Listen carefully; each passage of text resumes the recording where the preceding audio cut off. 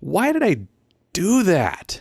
Why did I keep climbing this trail? I could have stopped at any point along this ashen path of searing misery, yet I persisted because, you can't just stop halfway or something. Cold Springs peels off the Gotchen Creek Trail and proceeds to grind up the south flank of Mount Adams until it reaches the South Climb Trailhead. Ridden as an out and back, it's an unremarkable 2,400 feet of climbing over 10.2 miles, but man, there are some steep sections on this trail. It's not just the steepness that presents a challenge here. The Forest Service just barely got to bucking this trail out months before I rode it for I think probably the first time since it burned back in 2008. The trail surface is dusty and mostly ash, like light, powdery bottom of an old fire pit ash. Seriously, the fire up here burned so unbelievably and ridiculously hot that 10 years later it looks as if the forest just burned yesterday. There are areas higher up where the only vegetation is scattered bare grass. There's just no organic matter left in the soil, and all the trees, which were obviously dead when the fire raged through, are burned straight down to the heartwood. This is post-apocalyptic looking stuff here. Anyhow, the trail is somewhat faint and the tread is covered in detritus, even on most of the sections with the grade that you could pedal if you wanted to. There are a lot of little twigs and sticks that roll under your tires and impede progress. That said, this trail shouldn't be abandoned. The views up here are great. The fire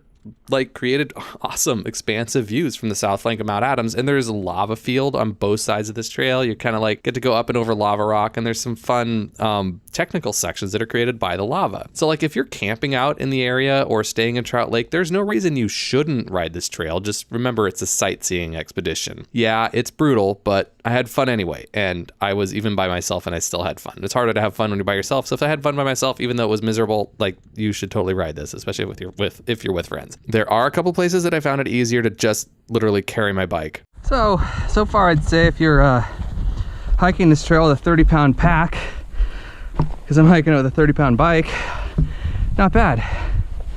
Totally hikeable, even in bike shoes. So, pretty good. Yeah. Also, there is science happening up here. Does anybody out there know what this is? It's got these 3 tubes that go into the ground.